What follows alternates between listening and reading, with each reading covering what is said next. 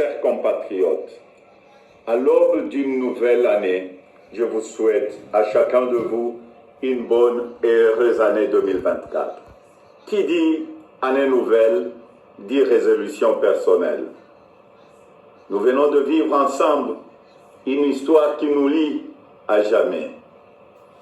Je vous remercie tous pour la grande confiance que vous m'avez manifestée tout au long de la campagne où nous avons pu nous parler et dresser de plans d'avenir. Je remercie tous mes alliés pour leur soutien. Je vous remercie tous pour le vote massif que vous m'avez accordé. Au cours de nos rencontres, j'ai constaté que nous voulions tous un avenir meilleur pour nos familles, nos enfants. La sécurité pour tous, la santé, les écoles, l'eau, l'électricité, de routes, de ponts, de bacs, de l'emploi, le salaire décent, un logement. Toutes ces choses simples qui devraient faire la dignité de tout Congolais, nous en rêvons. Je n'ai pas oublié les espoirs que vous avez placés en moi. Je n'ai pas oublié non plus vos exigences sur la qualité de celui qui doit gouverner notre pays. Vous me l'avez clairement exprimé.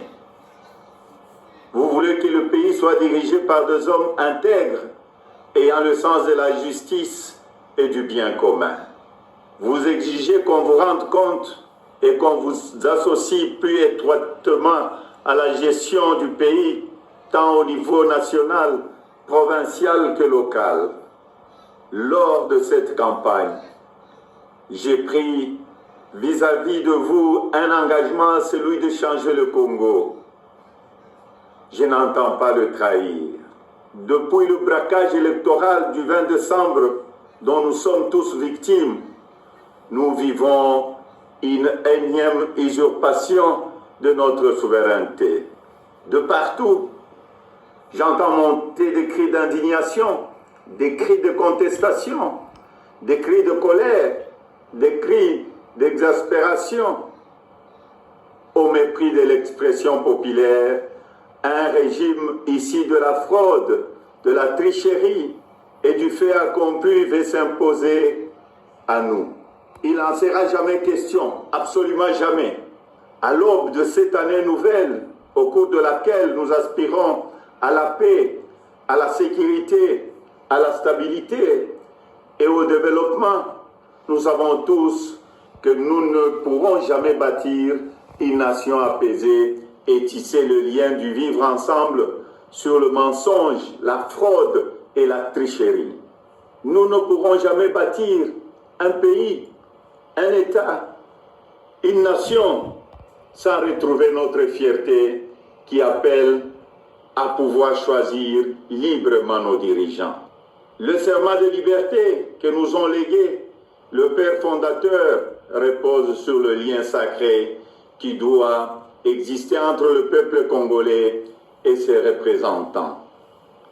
Tromper notre peuple ne fait qu'aggraver la lancinante crise de légitimité qui perdure dans notre pays et nous fait passer à côté de grands espoirs. Mes chers compatriotes,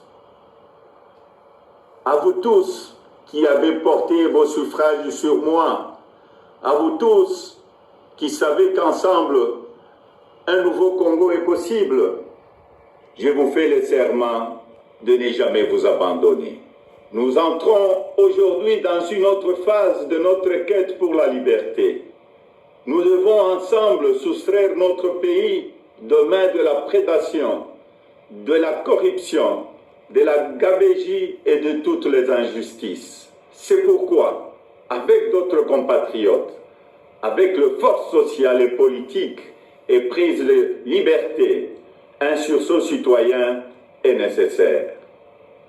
Sauver notre démocratie est devenu plus qu'une priorité. C'est un devoir et je ne faillirai pas à mon devoir citoyen.